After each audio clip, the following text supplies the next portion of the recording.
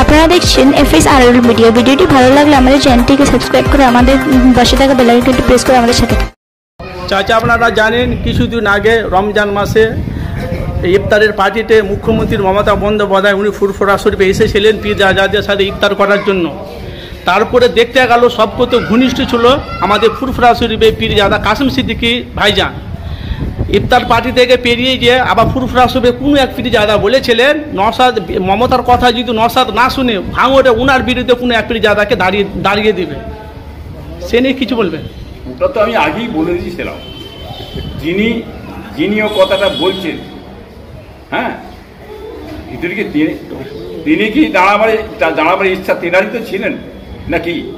উনি সে কথাটা বললেন। তারপরে আমি বলেছিল আমার ভাইপো দাঁড়াবেন না জীবনের, এ কথা আমি আগে বলে দিয়েছি। ও যত যাই বলুক আমার ভাইপো জীবনের ওখানে আপনার কাসেম দাঁড়াবে না। অন্য জায়গায় দাঁড়াতে পারে, বুঝলেন। আর যিনি গুঁজা মারছেন বসে বসে তেনার তো গুঁজা আস্তে আস্তে শেষ হয়ে যাচ্ছে, মানুষ ধরে ফেলেছেন তারা গুঁজা। হ্যাঁ, তিনি কি চাইছিলেন যে তেনার কি দাঁড়াবার খেয়াল ইচ্ছা প্রকাশ করতে পারছিলেন না কি? তিনি দাঁড়াক না কি, এটা আমরা দেখতে চাই। তিনি দাঁড়াবেন না, তিনি খালি গোঁজা মারতেই ব্যর্থ আছে কি, বুঝলেন। তো হঠাৎ দেখতে পাওয়া গেল